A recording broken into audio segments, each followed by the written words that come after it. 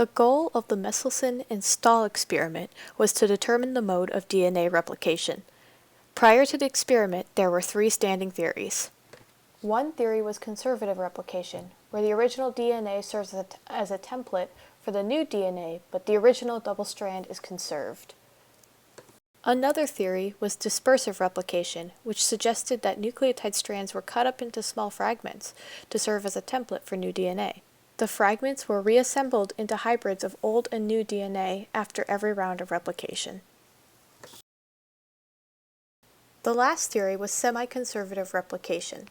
This theory proposed that during replication, the original strands of DNA unwound to serve as templates for new DNA strands. One strand of the original DNA is conserved, while the other strand is newly formed.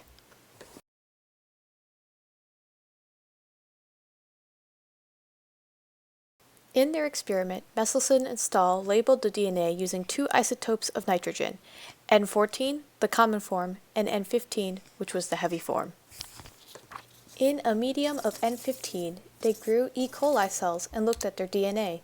Using an equilibrium density gradient centrifuge, they found that heavy N15 was the nitrogen base of the DNA from these E. coli cells.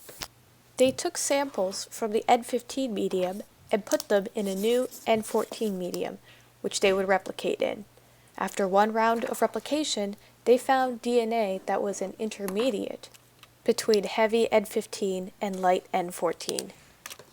If DNA had conservative replication, the heavy strand would still be present. These results ruled out the theory of conservative replication.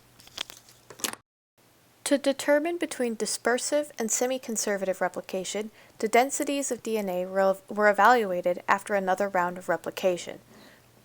The results were one light band and one intermediate band. If DNA had dispersive replication, there would only be hybrid intermediates. Since this wasn't the case due to the presence of the light band of DNA, Meselson and Stahl's results concluded that DNA has semi-conservative replication.